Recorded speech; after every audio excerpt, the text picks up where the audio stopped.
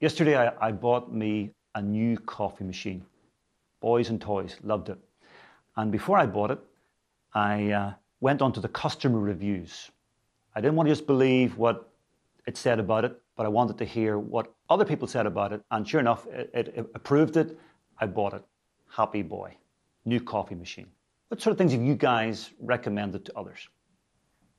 I recommend TV and movies all the time and go off the basis of other people's recommendations for those.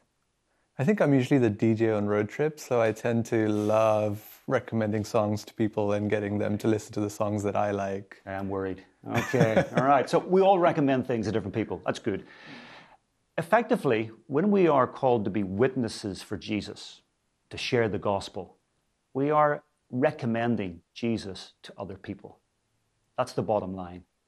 And the power of our recommendation, our personal, yes, I follow Jesus, you should consider following him too, is a big one. But I'm curious, what motivates you to recommend Jesus to your friends or to your peers? Well, for me, I can think of numerous friends that I have that are not Christian, and I'm motivated by my love for them because I care so much about them. I want them to experience the love and the joy that I get from my relationship with God. I want them to share that. Okay. If I may flip that question around, we were all followers of Jesus. What got us? What attracted you to think about being a follower of Jesus? I think for me, I just remember seeing the lives of the friends and family who I knew who were Christians, and there were three things that really struck me when I saw their lives. One was that they definitely believed that God was real and the Bible was true.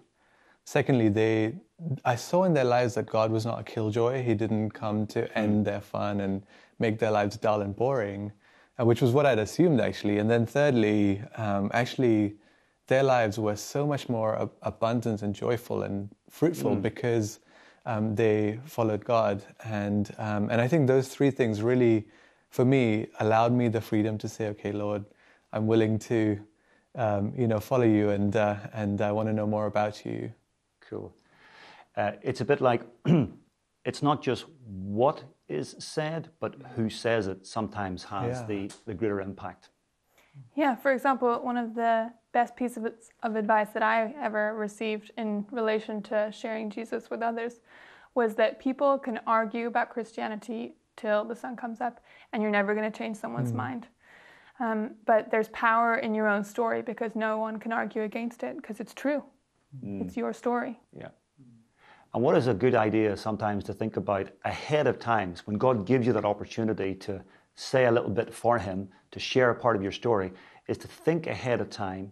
Even think of some of the themes that have in your life that got you, the things that drew you to Christ and the reason why you follow him, so that when that opportunity does come, you're ready to roll.